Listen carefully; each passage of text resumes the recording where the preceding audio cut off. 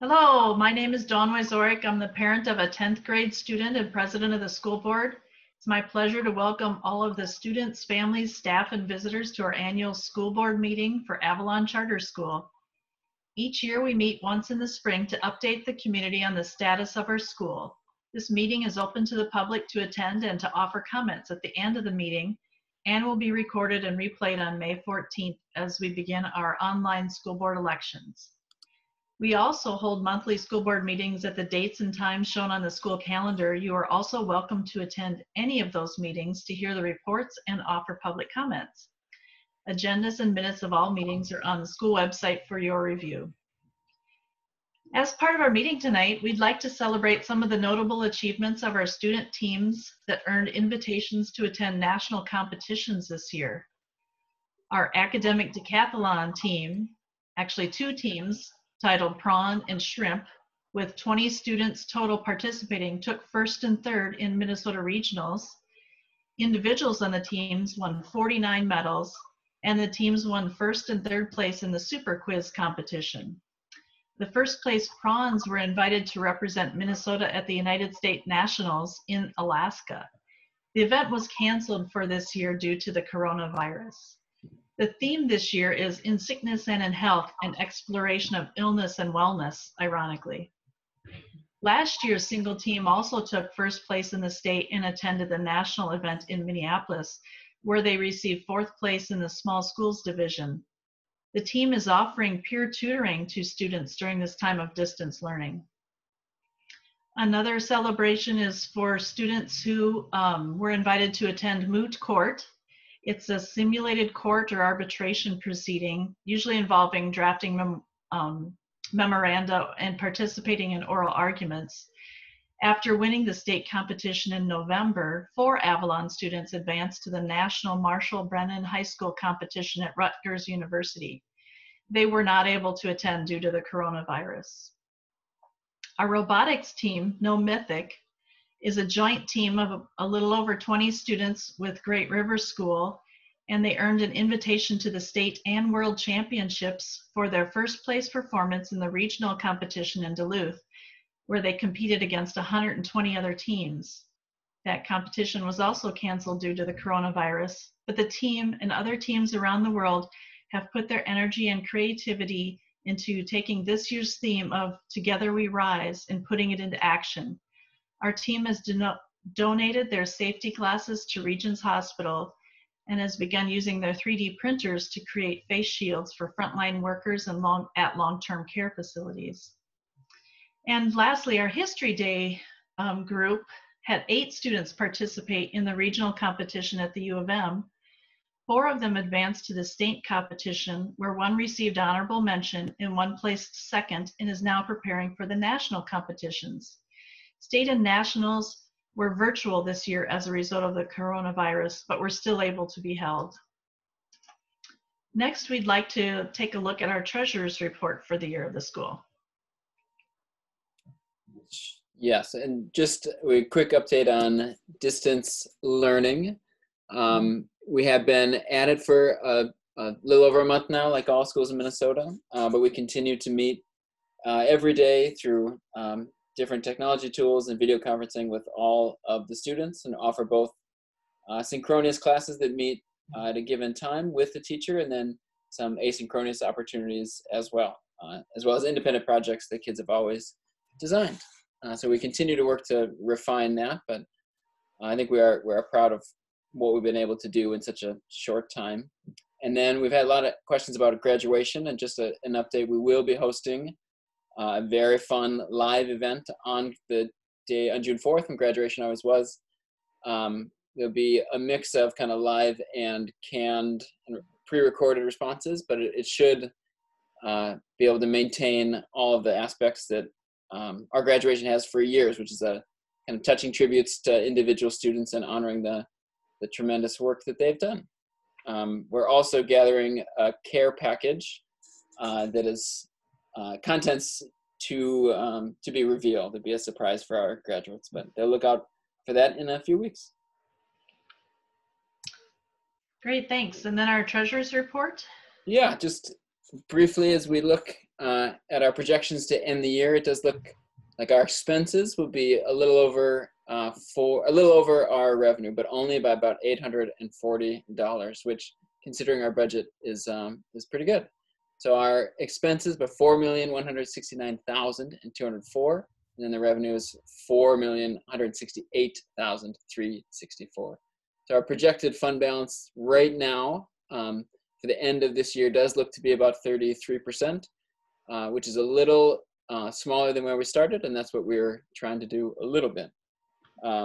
As we look at next year, the budget really projects to $4,060,624.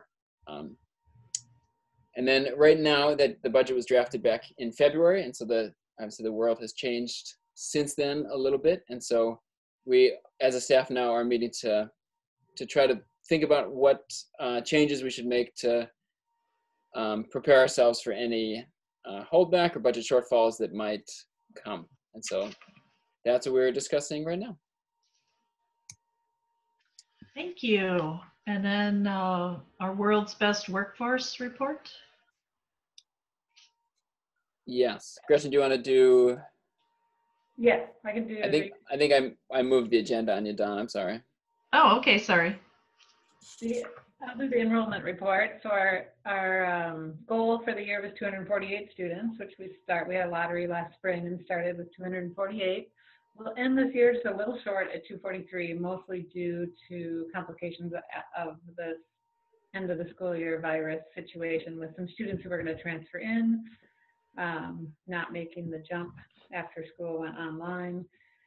Next year, we're upping that goal just a little bit to 250. We did have a lottery for 7th and 8th, and we had just enough students to fill 6th in high school. We do plan to keep recruiting over the spring and summer to deal with the natural attrition that happens as parents decide what school out of the many they applied for they actually go to.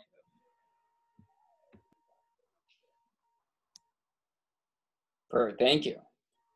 And so at this point in the year, we always do our World's Best Workforce update as we look at next year. So the World's Best Workforce is legislation that asks all schools in Minnesota to report and work towards these 5 goals.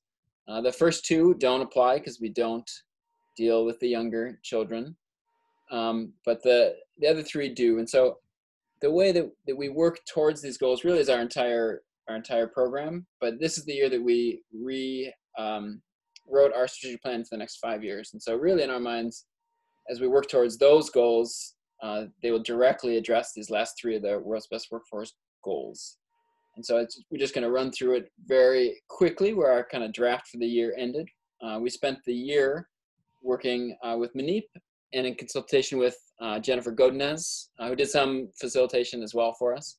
And where we ended right now, it's kind of having 4 main pillars. So the first one is student-centered learning, and this we'll walk through. And then we do whole child, teacher-powered, and community-connected. So we're not going to run through every bullet, but the student-centered learning really is looking at our actual kind of pedagogical approach. How do we do projects? How do we engage the kids in their learning? A couple specific ones that came out. How do we better onboard kids that join us throughout the year? How do we increase our mentorship?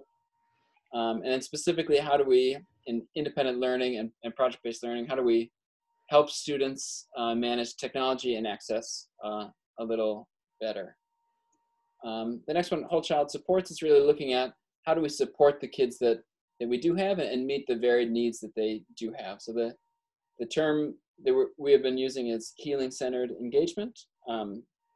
It's similar, or it's like an evolution out of trauma-informed care. And so we're really working to look at our program through that healing-centered engagement lens. And so how do we support, offer support for our kids where they're at? And that could be social services, it could be mental health, could be physical health, and then looking at our space as well. How can we change our space or modify our current space to better support these goals? The teacher-powered pillar really is looking at our staff structure. So we continue to be a flat decision-making structure across the licensed staff. And we just need to continually, I think, look at that and adjust as we've grown from, I think, 8 or 9 to almost 35. And so how do we break into committees? How do we support collaboration amongst such a big team? How do we make time for each other? And then hold each other accountable as well, which continues to, all those things continue to get more difficult as we get bigger. So continuing to look at how we can do it better. And then the last one is community connected.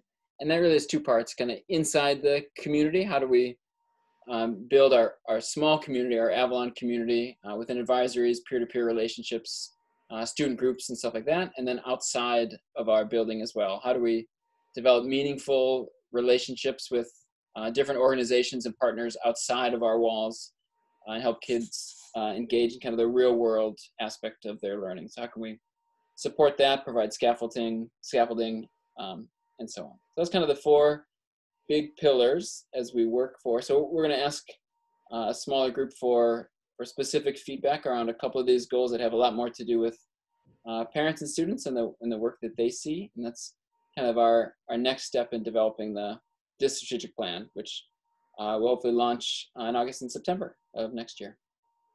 So with that, we're going to shift to our election.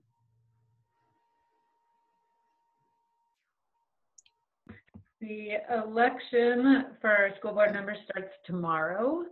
Nope, Thursday at 9 o'clock. All voting members of our community will receive an email with instructions on how to vote. We have 6 positions open and we have strong candidates throughout the field. So we can't lose. It's gonna be great. Voting goes until May 20th at 5 p.m. With the email that comes out, will there be descriptions of the candidates? Yes, you can click on a little information button to read the bios of each candidate. Great. Thank you. I think that's everything on our agenda, unless there's any public comment from all the wonderful guests and people visiting. Hearing none, we'll call the end of our annual meeting. Thank you. We can stop recording.